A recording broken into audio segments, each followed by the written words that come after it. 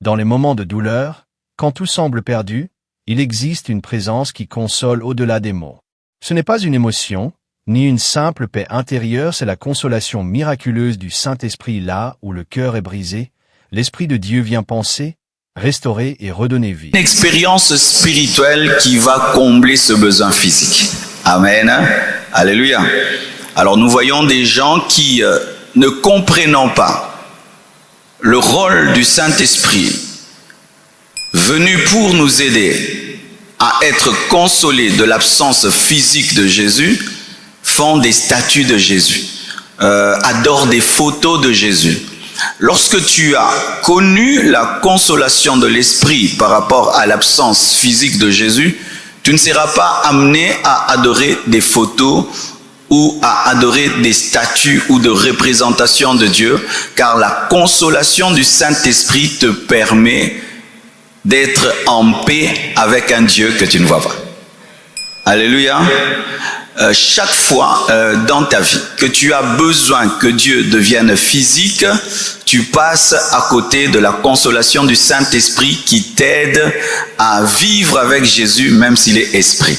Chaque fois que tu as besoin des choses physiques palpables pour que tu croies en Dieu, sache que tu as un problème avec le consolateur Saint-Esprit, parce que lorsqu'il joue profondément son rôle en toi, tu n'as plus besoin de statues, de photos, tu n'as plus besoin des matériaux physiques pour être en paix, car la consolation que l'Esprit te donne est tellement profonde que tu n'as pas besoin d'une représentation. Amen. Jésus savait que les hommes ont toujours besoin d'un Dieu qu'ils touchent. Nous voyons dans la Bible, lorsqu'Israël a quitté l'Égypte, et qu'ils ont été délivrés par un Dieu invisible, qu'ils ont vécu des miracles d'un Dieu invisible, qu'un Dieu invisible a fait pour eux des choses extraordinaires, mais malgré cela, ils ont voulu avoir un veau d'or. Au nom de l'Éternel, ils ont demandé à Aaron, le serviteur de Dieu, de leur donner un veau d'or, parce que un Dieu spirituel invisible ne leur suffisait pas.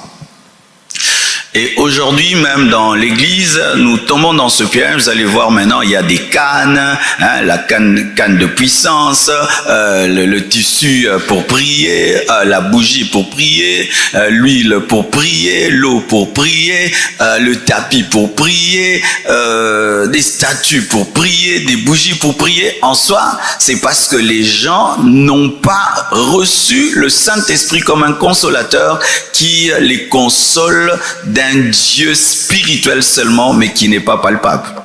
Amen. Hein? Laisse-toi consoler par l'Esprit et tu n'auras pas besoin de tout ça. Amen. Tu n'auras pas besoin de tout ça. Amen. Aussi, Jésus, étant un maître honnête, n'a jamais dit à ses disciples que « Suivez-moi, on vous aimera. Suivez-moi, le monde sera toujours d'accord avec vous. Suivez-moi, Satan ne vous combattra jamais. » Jésus savait que ses disciples allaient être des persécutés. Jésus savait que ses disciples allaient être des éprouvés. Jésus savait que ses disciples allaient être des personnes très combattues sur la terre. C'est pourquoi il leur a promis, il leur a dit, vous ne serez pas seuls dans vos persécutions, vous ne serez pas seuls dans vos combats. Je vais envoyer quelqu'un qui va se battre avec vous, qui va vous soutenir et qui va vous aider. Chaque fois que tu traverses des moments de persécution, d'épreuve, sache que tu n'es jamais seul. Amen. Hein? Jamais seul. Même si tu ne ressens pas la présence de Dieu, même si tu ne ressens même pas le feu, il y a quelqu'un qui est venu spécialement sur la terre pour tes temps d'épreuve, tes temps de combat, tes temps de lutte, tes temps de découragement, tes temps de tentation, le Saint-Esprit. Amen. Et une puissance ne peut pas faire ça. Ce n'est qu'une personne qui peut te consoler de l'absence d'une autre personne.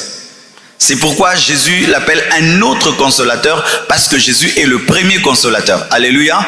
Et un consolateur n'est remplacé valablement que par un autre consolateur, et une personne n'est remplacée valablement que par une autre personne. Ce qui fait que le Saint-Esprit ne peut pas être qu'une puissance, parce que Jésus n'est pas que puissance. Jésus est personne, et ce n'est qu'une personne qui console d'une personne. Alléluia. Vous comprenez ça? Amen. Donc, sachez que dans vos luttes, dans vos combats, dans vos persécutions, dans vos moments de solitude, il y a quelqu'un qui est venu spécialement sur la terre pour ça. Le Saint-Esprit. Acclamons le Saint-Esprit.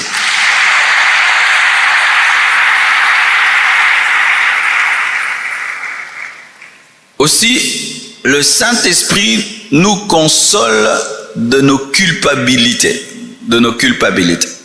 Il y a des gens qui sont ici, leur deuil, c'est le fait qu'un jour ils ont péché, ou ils ont même péché dans le monde, et malgré qu'ils sont en Christ, ils continuent à être culpabilisés par rapport à leur péché dans le monde, et d'autres, leur péché en Christ.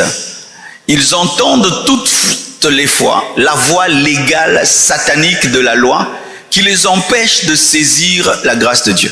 Le Saint-Esprit vient également dans ta vie pour te consoler d'avoir péché. Alléluia.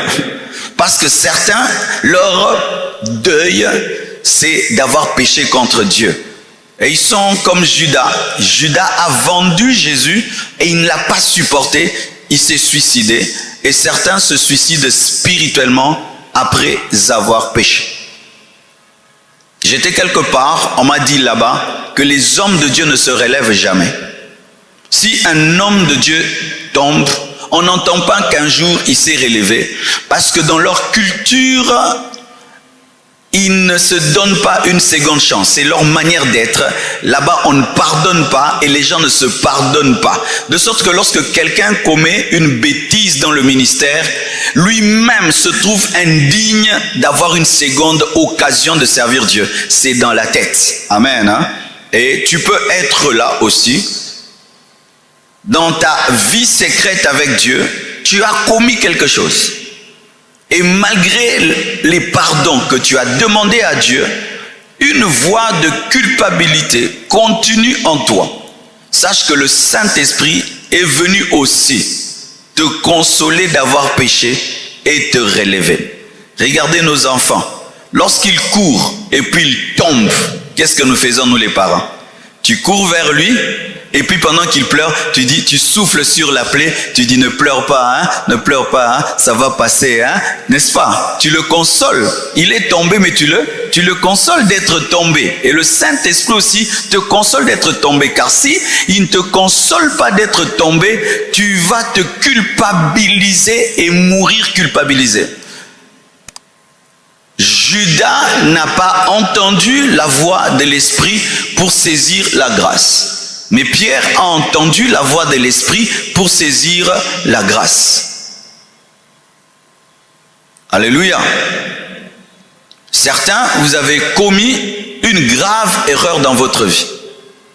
Il m'arrivait quand j'étais païen et même dans ma marche avec Dieu, tu fais quelque chose et tu te rends compte que c'était pas une bonne décision. Des fois, tu as envie de te taper. Amen. Hein? Ça t'arrive, hein? Tu te dis, mais comment? Tu as envie que la vie rentre en arrière et puis que tu fasses bien cette chose. Je vous ai raconté mon histoire. Une fois, j'habitais chez mon oncle et il avait mis ses pieds là. Il regardait la télé. Personne ne passait devant lui. Je ne sais pas pris par quelle rébellion là. J'ai sauté, enjambé ses pieds. Pourquoi? Parce que dans la maison, on le traitait comme un roi. Alors je voulais lui montrer qu'il n'est qu'un homme. Et là, alors j'ai voulu le briser. Imagine, toi, tu es un petit là, de 21 ans. Tu veux briser quelqu'un dans sa propre maison. Et j'ai enjambé ses jambes. Et puis tout le monde m'a regardé comme un fou. Et moi-même, je me suis dit vraiment que j'étais fou. Comment je pouvais faire ça? Et tu sens, tu as envie de... Et ça fait que tu te reprends, il faut que l'Esprit te dise, tu l'as fait, c'est passé, tourne la page, continue la vie. Il faut entendre l'Esprit par rapport à cela. Si tu n'es pas consolé de tes échecs, eh bien, sache que tu vas mourir dans l'échec. Tu dois entendre la voix de l'Esprit te consoler de tes échecs. Vous comprenez ce que je suis en train de dire, hein?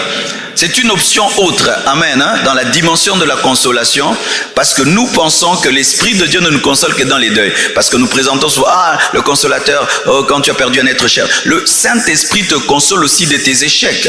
Tu peux prendre une mauvaise décision et puis qui te donne 10 ans de retard dans la vie. Et chaque fois dans ta vie, tu dis c'est parce que j'avais pris cette décision. C'est pourquoi l'Esprit de Dieu vient aussi te consoler de cet échec-là.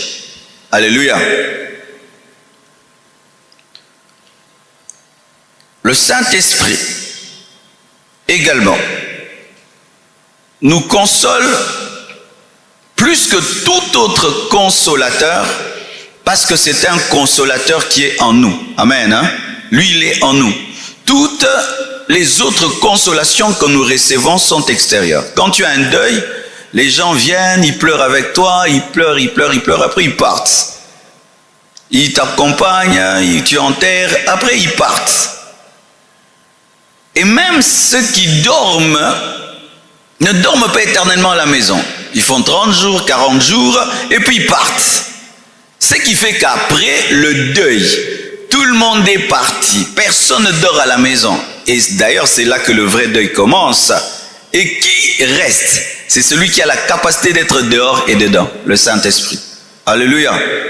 La consolation du Saint-Esprit est parfaite parce qu'elle provient de quelqu'un qui est dedans. Toutes les autres consolations ne peuvent être parfaites parce qu'elles sont extérieures. Alléluia.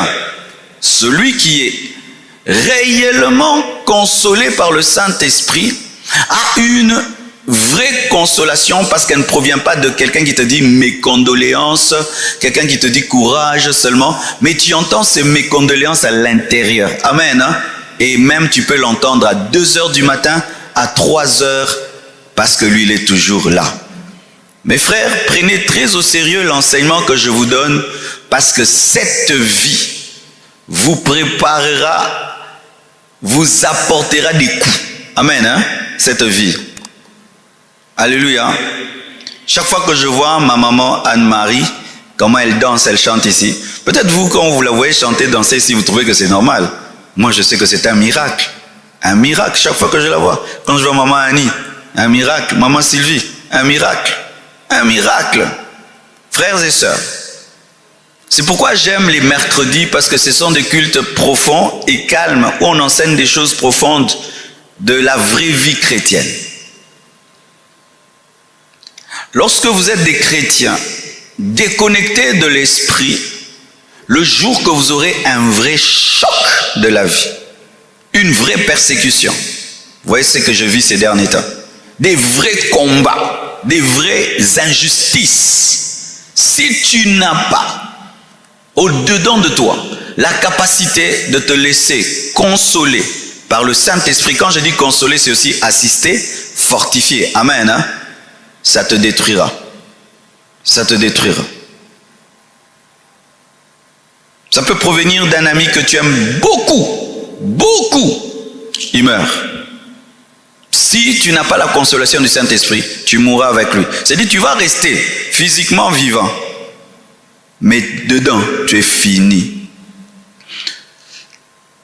Il y a 2 personnes, 3 ou 4 relations qui ont failli détruire ma vie par leur départ. Tout d'abord, il y a l'homme de Dieu Nguine Cham. Aujourd'hui, c'est une prédication un peu en mode témoignage. J'aurais besoin même de mon livre là, ici. C'est dans mon sac. Alors, Nguine Cham, je l'ai rencontré à Matadi, j'étais allé prêcher. J'étais un jeune garçon de 21, 22, 23 ans peut-être, je ne sais plus. Et lui, c'était l'orateur principal de la convention à Matadi, l'église Bethel. Et moi, j'ai prêché déjà à la jeunesse. Et j'ai voulu rentrer à Kinshasa. On m'a dit, non, tu ne peux pas rester pour notre convention. On va recevoir Nguine Cham. Ok, je suis allé à l'aéroport. On est allé le prendre. Un homme grand de taille. Je crois qu'il avait 2 mètres ou 1m80, 1m90. Comme ça, costaud comme ça. Mais cet homme-là, quand il prêchait, c'était extraordinaire. Il prêchait en lingala. Waouh! Je l'ai tellement aimé. On a prêché ensemble, je prêchais, il prêchait, et il m'appelait preaching machine, machine de prédication. Et on nous invitait beaucoup ensemble. On se retrouvait souvent dans beaucoup de conventions. Quand on se retrouvait, on disait, ah Marcelo, tu m'as encore suivi ici. J'ai dit, viens, je t'ai suivi. Il a même prêché à la compassion ici. Un jour, il va en voyage missionnaire en Angola. Il meurt. Mes frères, je suis allé à son deuil. J'ai vu cet homme costaud-là, mis dans un cercueil. Quand il est venu, le cercueil est entré. C'était, je crois, où? J'ai même oublié où c'était, où? Palais du Peuple, je ne sais plus. J'ai senti une onction terrible. Comme si un roi était venu, mais c'était extraordinaire. Et puis Dieu va me parler. Il m'a dit, Marcelo, si tu ne changes pas ton régime alimentaire, tu ne te mets pas au sport, tu mourras comme lui. En ces temps-là, j'avais pris beaucoup de poids. Pour ceux qui me connaissent, hein. Il y a un temps, vous savez, hein, j'avais vraiment pris du poids. J'allais presque vers 100. J'étais dans les 90 et quelques. Son départ, l'esprit m'a parlé et m'a dit, change ton régime alimentaire, mets-toi au sport. Et j'avais maigri même de 10 kilos et tout. Son départ avait failli m'enlever le goût même de prêcher. Mais quand l'Esprit de Dieu m'a consolé, son départ m'a fortifié. Alléluia. Et m'a donné la force de prendre une décision que je savais que je devais prendre depuis toujours, mais que je n'avais pas prise. Un jour aussi, un papa Vincent, l'époux de maman Sylvie qui est parti. Lui, c'était pas un fidèle pour moi, c'était un ami. On était tellement proches qu'il était un ami pour moi. Un ami alors. Je lui racontais tout ce que j'allais devenir dans notre petite église de Lemba. J'ai dit, papa Vincent, moi Dieu m'a dit, je serai ça, je ferai ça, je ferai ça. Et il est venu me voir et dit, ah, mais ce que tu m'as dit, c'est accompli. Un jour, il est parti. Non, c'était terrible pour moi. J'étais tellement choqué que j'avais oublié de boire de l'eau pendant, je crois, 2 semaines. J'ai oublié que l'eau existait. Et je suis tombé malade, infection urinaire. J'ai dit, comment j'ai attrapé ça? On m'a dit, ça fait beaucoup de temps que tu n'as plus bu l'eau. J'ai dit, au fait, l'eau existait encore. Il avait toujours son coin, il s'asseyait, quand je prêchais, je le regardais. Et tu imagines, tu viens, il n'est pas là. Chaque fois que je prêchais bien, il me disait, ah, c'était bien, c'était bien, c'était bien. Tu peux être même découragé. Il fallait encore que le Saint-Esprit me console. Quand on dit consoler quelqu'un, que le Saint-Esprit te console, c'est pas seulement tu sens l'amour. Non, il t'enseigne. Amen. Je vais vous donner le verset, ne vous en faites pas. Il t'enseigne. Il devait me donner un enseignement pour que je le voie vivant au ciel. Jusqu'à présent, je sais qu'il est au ciel. Fallait que j'arrive que cette parole que je prêchais aux gens, quand on va au paradis, fallait que le Saint-Esprit me la prêche à moi-même. Parce que tu peux dire des choses, mais quand ça t'arrive, tu oublies.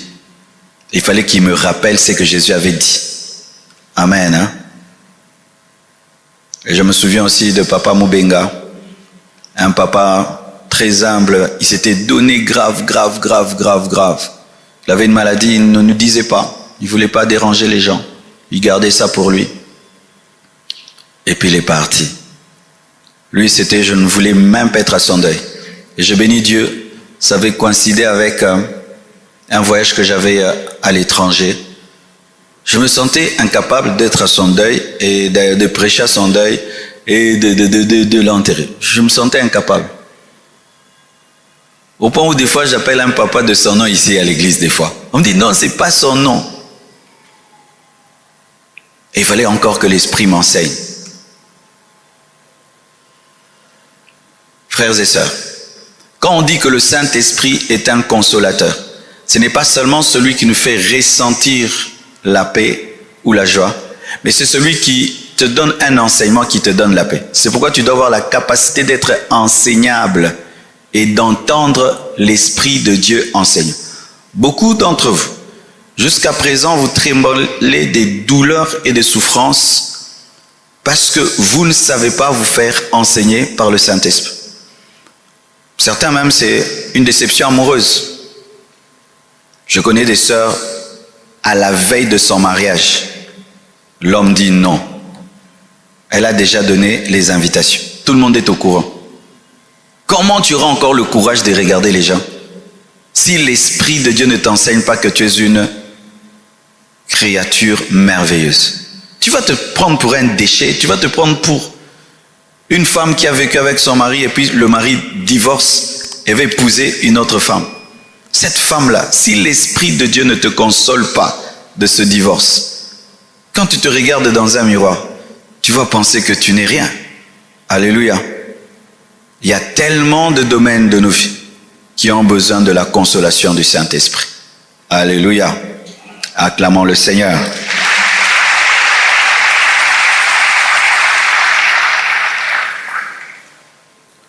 Jean 14, versets 16 à 17. La Bible dit ceci. Et moi je prierai le Père, et il vous donnera un autre consolateur, afin qu'il demeure éternellement avec vous. L'Esprit de vérité que le monde ne peut recevoir, parce qu'il ne le voit point et ne le connaît point. Mais vous, vous le connaissez, car il demeure avec vous et il sera en vous. Ce verset de Jean 14, versets 16 à 17, nous révèle que le Saint-Esprit nous console par sa présence avec nous et en nous. Alléluia.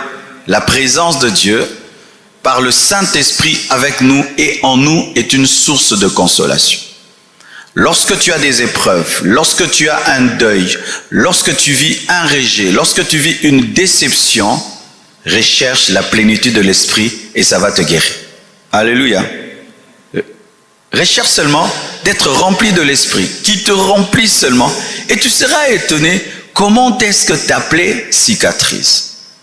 Alors le diable, sachant que la plénitude du Saint-Esprit console, il amène les chrétiens dans des pleurs éternels, dans des paroles d'injures devant Dieu et des doutes pendant qu'ils traversent des moments difficiles et les empêche de prier pour qu'ils ne soient pas remplis parce qu'il sait que c'est dans la plénitude de l'Esprit que se trouve la consolation.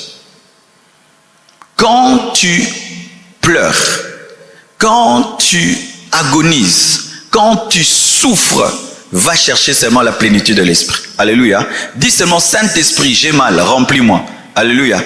Et lorsqu'il te remplira, tu seras consolé. La présence du Saint-Esprit console. Alléluia. Console. C'est pourquoi apprends à t'enfermer. Tu pleures, tu as trop mal, enferme-toi. Souvent, les gens n'aiment pas laisser les gens qui souffrent seuls. Hein, souvent, nous en Afrique, suivez-le, non. Des fois, il faut laisser quelqu'un qui souffre seul pour qu'il soit avec Dieu.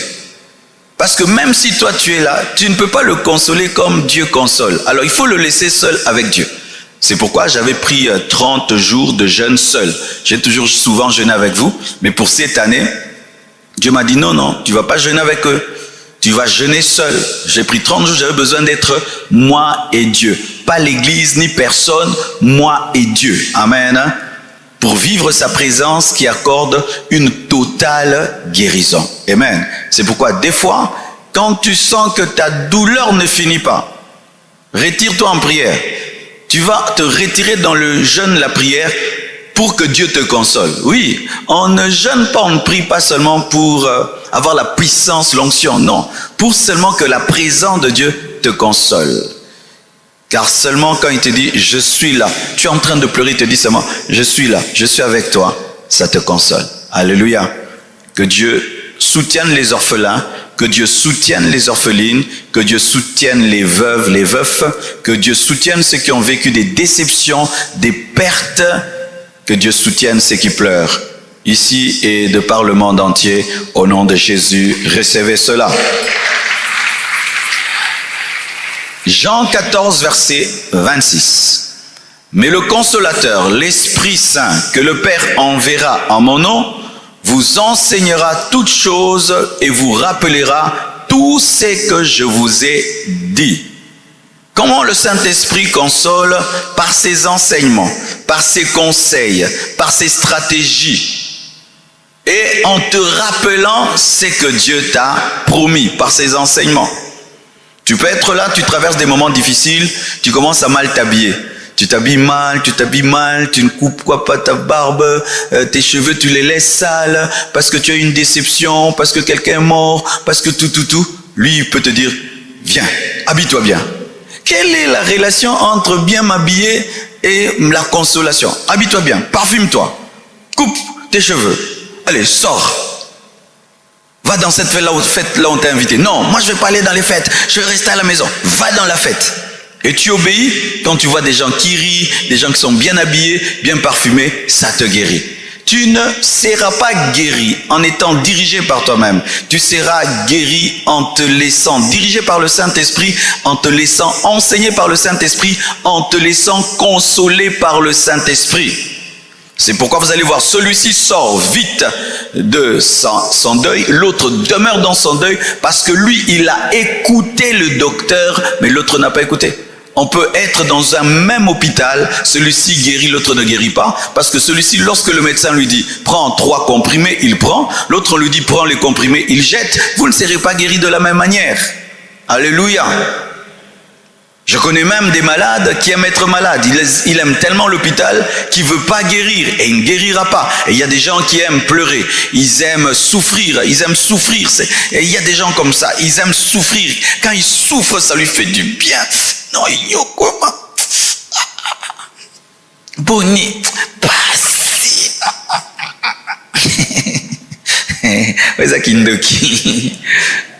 Alléluia.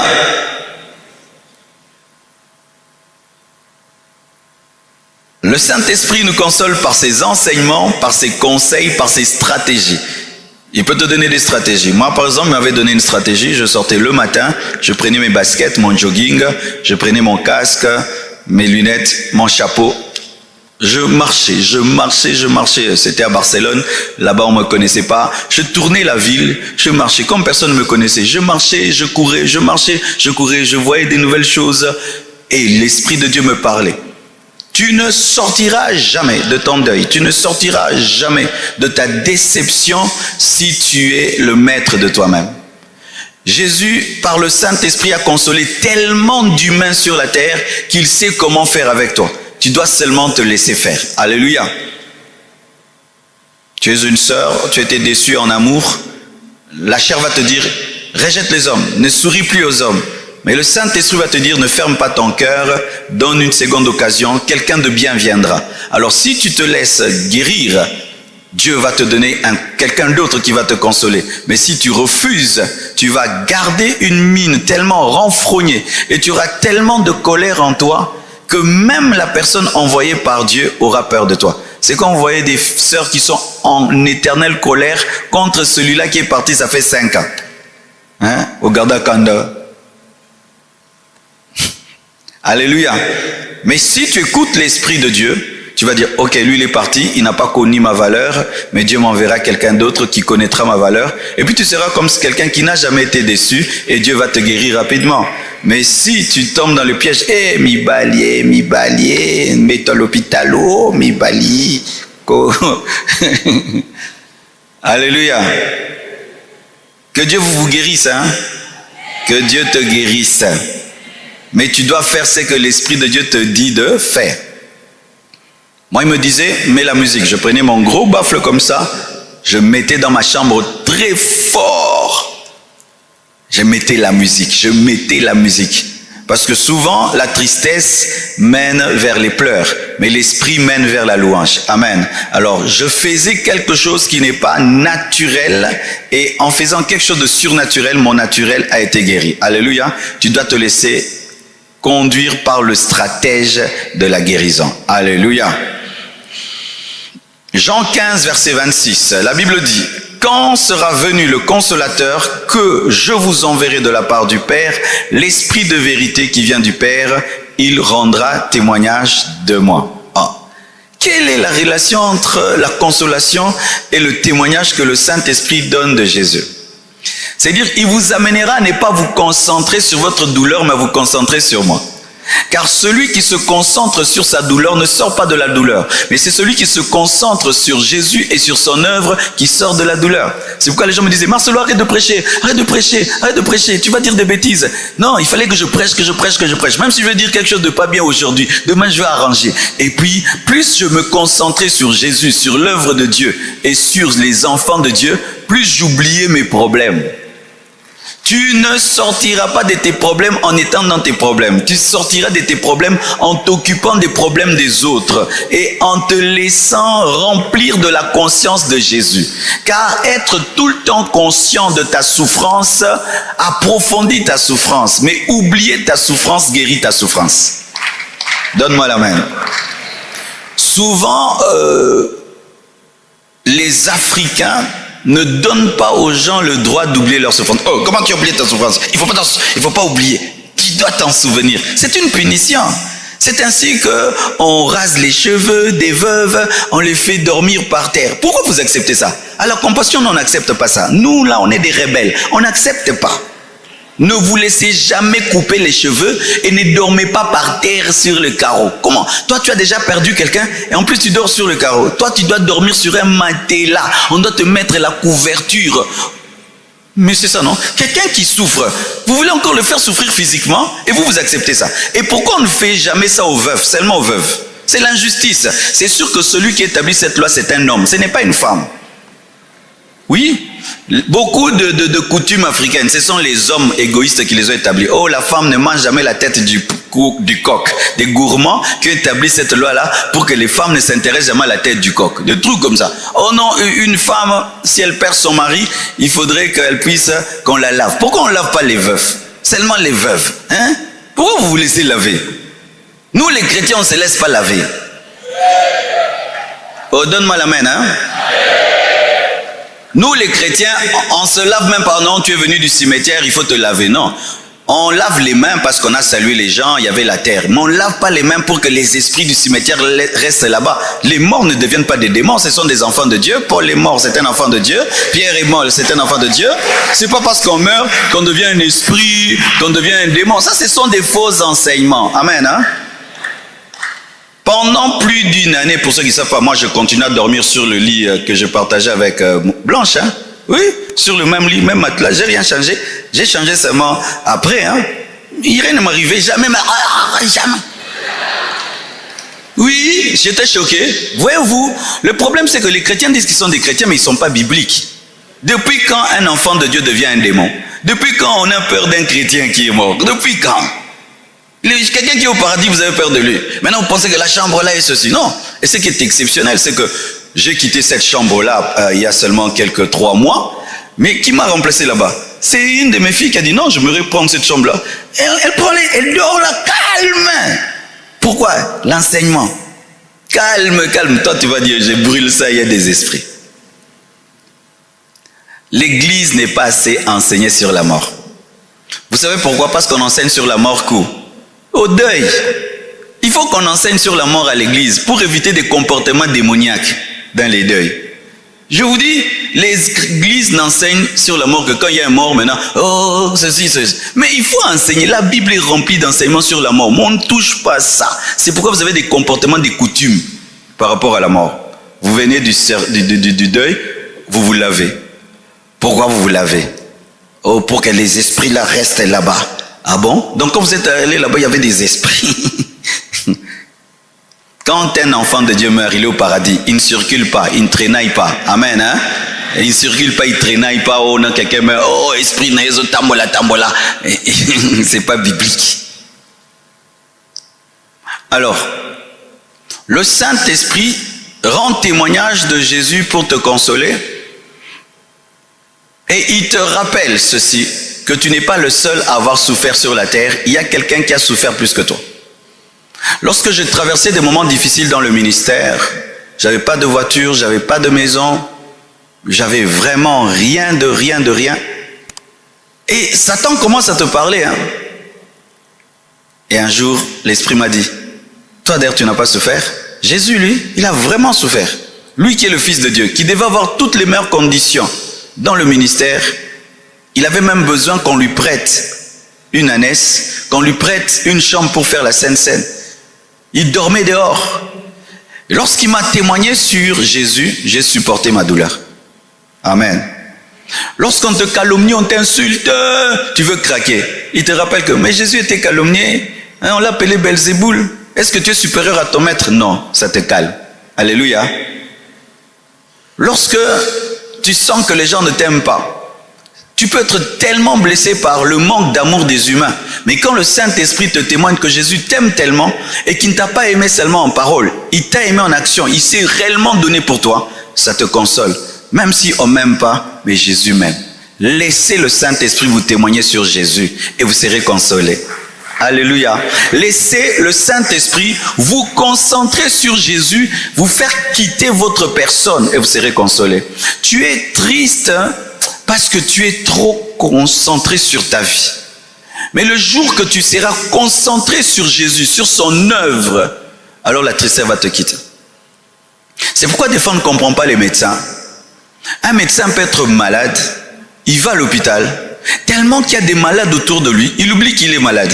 Le fait qu'il est concentré sur la maladie des autres, il oublie qu'il est malade. C'est pourquoi on pense que les médecins ne tombent jamais malades, mais c'est parce qu'il se dit, je n'ai pas le droit de tomber malade parce que je dois sauver des malades. Et lorsque tu te dis que, à quoi bon me concentrer sur moi alors que l'œuvre de Dieu a besoin de moi, tu guéris. C'est pourquoi les serviteurs de Dieu guérissent plus vite que ceux qui ne servent pas Dieu. Servir Dieu guérit plus vite parce que servir Dieu te concentre sur Jésus. Si tu ne fais rien pour Dieu, tu traverses des moments difficiles. Tu es seulement à la maison, tu es à la maison. Les pensées charnelles, démoniaques vont te remplir. Mais quand tu sers Dieu, j'ai une prédication à préparer, je dois prier, je dois régler ceci, je dois organiser cela. Le temps que je suis en train d'organiser les choses, pendant ce temps-là, j'oublie, n'est-ce pas? J'oublie. Et le fait que j'oublie, ça repose mon âme. Parce qu'une âme qui pense tout le temps à ses problèmes est fatiguée. Tu ne peux pas penser à tes problèmes, à tes douleurs 24 heures sur 24 heures. Ça épuise. C'est pourquoi la douleur fait vieillir les gens. Parce que tu es tout le temps là. Non, comment? Mais quand tu t'occupes des autres, tu oublies. Alléluia. Souvent, nous n'aimons pas oublier nos problèmes lorsque nous devenons des manipulateurs. Il y a des gens qui manipulent les autres par leur souffrance et par leur douleur. Comme tout le monde sait que tu souffres, et parce que tu souffres, les gens t'apportent de la compassion, tu n'aimerais pas sortir de cette souffrance-là, parce que ça fera que les gens n'auront plus compassion de toi. Mais sache ceci, tu n'as pas besoin de la compassion des gens pour vivre. Tu as le droit d'être heureux, tu as le droit d'être heureuse. Et souvent, j'ai remarqué que les veuves, souvent en Afrique, vraiment vous êtes maltraités comme pas possible. Et vous subissez trop, parce que l'Africain ne permet pas à une veuve d'être heureuse. On te surveille. Si tu ris, comment tu peux rire? Ton mari est mort. Il faut pleurer. Maintenant, quand tu pleures, les chrétiens disent tu manques la foi. Tu pleures. Donc si tu pleures, tu manques la foi. Si tu ris, tu n'as pas aimé ton mari. Maintenant tu fais quoi? Tu bègues. Et beaucoup vous bégez. Faites ce que l'Esprit de Dieu vous dit de faire. Point barre. Si vous suivez ce que les hommes font, ces mêmes personnes qui vous empêchent d'être heureuses, elles à leur tour vont profiter de la vie et être heureuses. Et vont te dire, mais pourquoi tu m'avais suivi? Soyez concentrés sur Jésus, pas sur vos problèmes. Un homme t'a aimé, il est parti.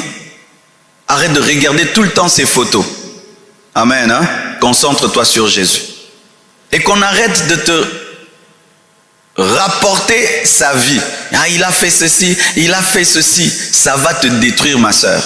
Décide d'oublier et de tourner la page et te concentrer sur l'œuvre de Dieu. Alléluia. Vraiment, je vous assure. Ne cessez jamais de servir Dieu parce que vous souffrez. Ne cessez jamais de servir Dieu parce que votre âme a mal. Car c'est dans le service de Dieu que Dieu va vous guérir. C'est en servant Dieu, en servant les autres que Dieu vous servira. en vous concentrant sur Christ et en recevant de l'Esprit le témoignage de Christ pour vous que vous serez guéris. C'est pourquoi ta douleur ne doit jamais faire de toi un égoïste. Quand tu tombes dans l'égoïsme à cause de ta douleur, je souffre, ta douleur va s'approfondir. Mais quand tu dis, je ne suis pas le seul à souffrir, d'autres souffrent plus que moi. D'ailleurs, Jésus a souffert plus que moi. Du coup, ta guérison est rapide. Parce qu'il y a des gens, alors, qui ont souffert 1000 fois plus que toi. Il y a des gens, je connais un garçon, il a perdu le même jour son père, sa mère et ses frères. Ils ont été brûlés dans la maison. Tu imagines ça, en un jour. Tu vois, du coup, ta souffrance devient petite. Hein? Quand seulement tu penses à ce frère-là, le même jour, papa, maman, frère et sœur brûlent. Ils avaient oublié de l'essence dans la maison, et puis ça a pris feu. Personne n'est sorti de là.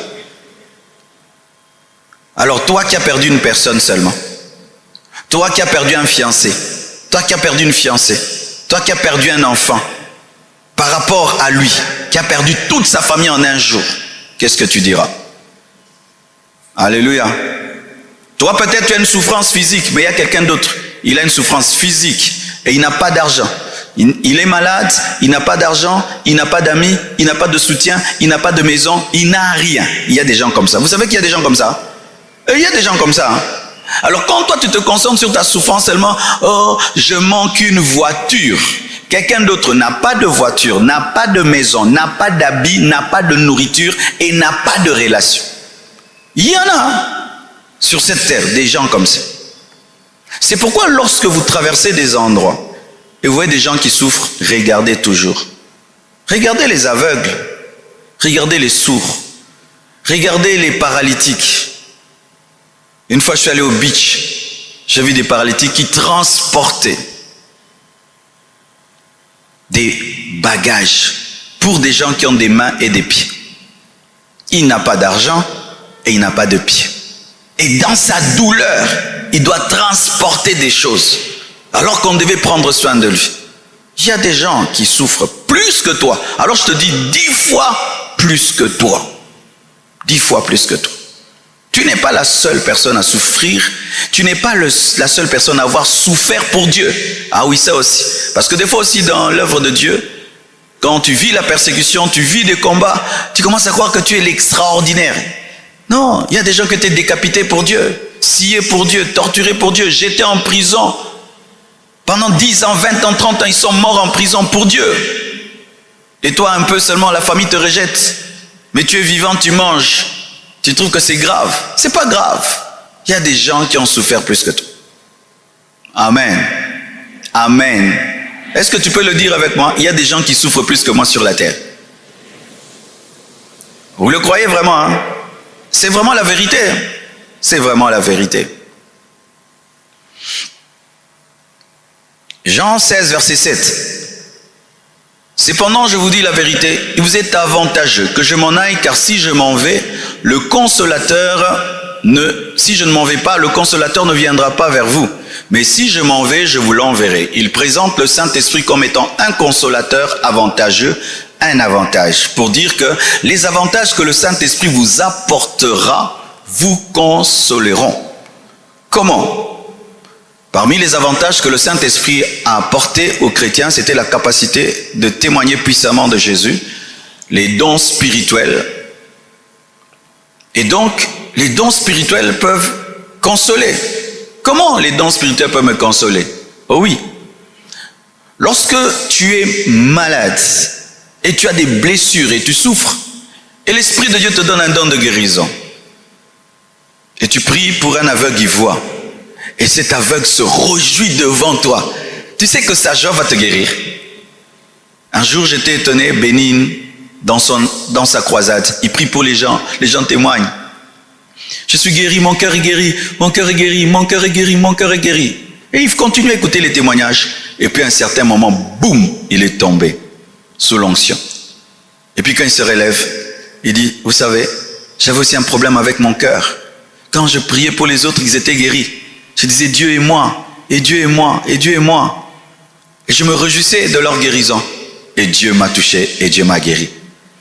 Lorsque tu deviens un canal des miracles et des prodiges pour les autres, ça te permet d'être consolé parce que tu sens que malgré ta douleur, tu es un instrument de Dieu et tu cesses de te concentrer sur tes difficultés, mais tu te concentres sur les résultats de l'onction de Dieu qui passe au travers de toi et la joie des autres devient ta joie. C'est quand on voyait quelqu'un qui n'a pas d'enfant, mais il est heureux pour l'enfant de l'autre. J'ai vu des femmes comme ça, elle élève les enfants des autres, elle en fait vraiment sa joie et elle est guérie. Pourquoi? Parce que le miracle de l'autre devient son miracle. Le Saint-Esprit aussi te console en te faisant entrer dans une dimension plus grande en Dieu.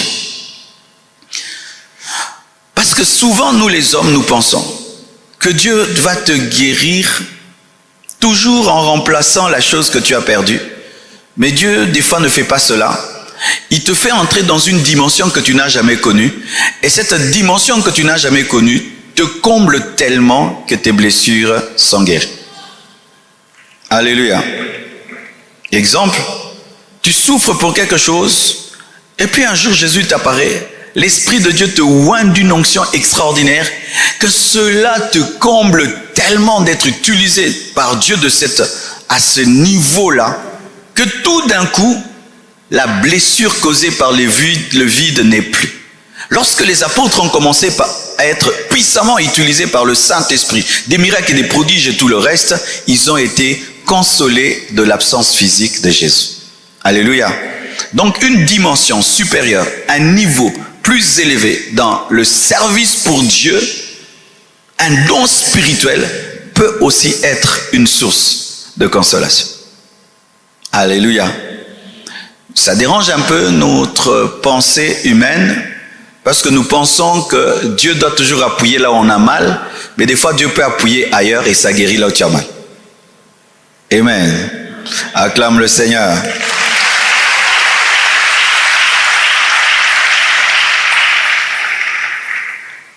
Acte 9, verset 31. La Bible dit ceci. L'Église était en paix dans toute la Judée, la Galilée et la Samarie, s'édifiant et marchant dans la crainte du Seigneur, et elle s'accroissait par l'assistance du Saint-Esprit. Le mot assistance du Saint-Esprit parle de la consolation. Souvent on ne sait pas cela. Quand on dit que l'Église croissait par l'assistance du Saint-Esprit, c'est aussi par la consolation du Saint-Esprit, par l'aide du Saint-Esprit, par le réconfort du Saint-Esprit. Oui, le bon mot c'est le réconfort du Saint-Esprit. L'Église croissait par le réconfort du Saint-Esprit. Le Saint-Esprit te console en étant un réconfort. Réconfort. Le Saint-Esprit te console en te donnant la force de supporter ta douleur. Alléluia. C'est-à-dire, il te donne une force que tu n'avais pas naturellement. Ou même tu es étonné d'être capable d'endurer une telle épreuve facilement. Mais ce n'est pas naturel, c'est surnaturel. Le Saint-Esprit assistait l'Église, réconfortait l'Église, fortifiait l'Église, donnait aux apôtres une capacité, une force surhumaine dans les persécutions. C'est pourquoi, malgré tout ce qui est arrivé aux apôtres, ils ont continué parce qu'il y avait le réconfort du Saint-Esprit. Lorsque la vie tire une flèche sur toi et tu es réellement touché, cours vers le Saint-Esprit pour avoir la force d'endurer cela. Sinon, ça peut te détruire. Ah oui, mes frères, il y a des douleurs dans la vie. Si Dieu ne te fortifie pas, c'est fini pour toi. Il y a des échecs dans la vie. Si Dieu ne te fortifie pas, c'est fini pour toi. Dernièrement, un grand homme de Dieu a organisé une croisade.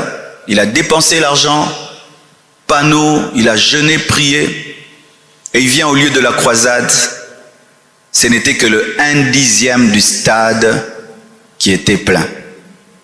Tu vois, quand je te parle de ça, tu trouves que c'est rien. Mais moi, en tant qu'homme de Dieu, je sais ce que ça peut faire à un homme de Dieu.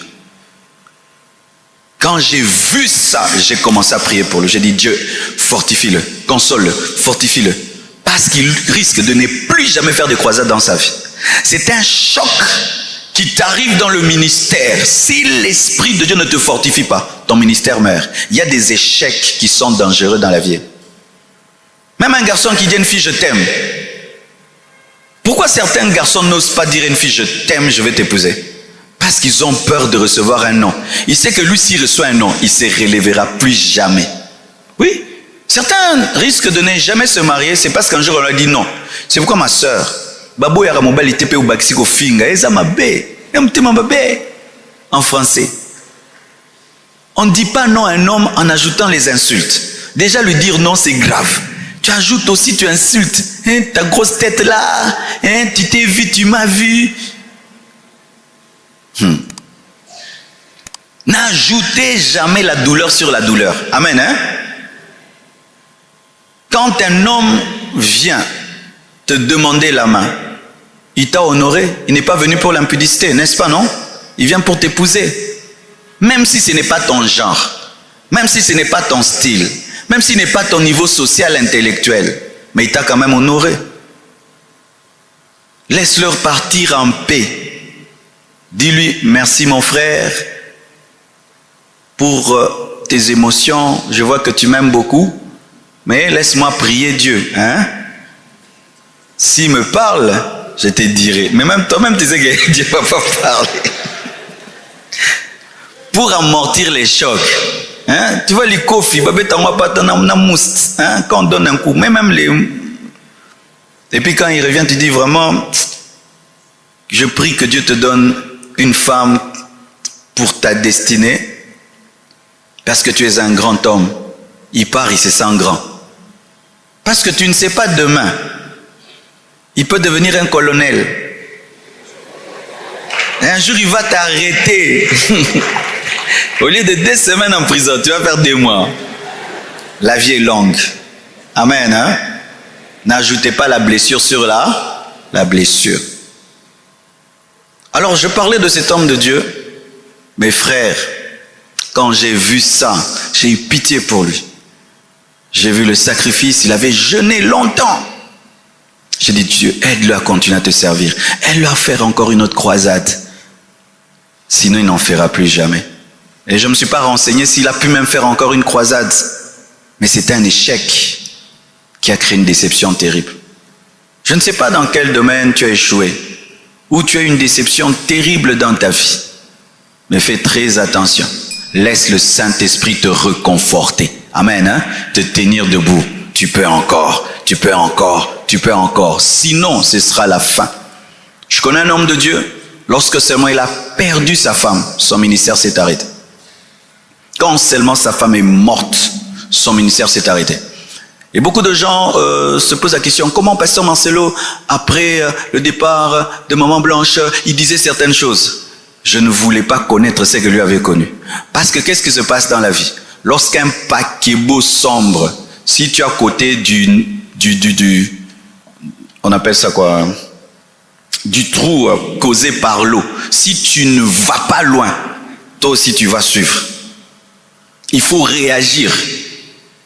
Vous tous qui avez connu un choc qui vous amène à tuer vos vies, à arrêter vos vies, à mettre pause sur vos vies, vous devez réagir pour dire je dois vivre. Tu dois réagir pour dire je dois vivre. Tu échoues à l'université, tu dis je vais étudier encore. Sinon tu vas arrêter les études. Combien ont arrêté les études seulement parce que dans une université on l'a refusé? Tu t'es pas laissé réconforter par le Saint-Esprit, tu as arrêté les études. Tu avais dit je vais arrêter pour 1 année. Ça fait 3 ans que tu n'étudies plus. Tu ne crois plus que tu es intelligent. Mais si tu t'étais laissé réconforter, tu allais te relever, tu continues les études.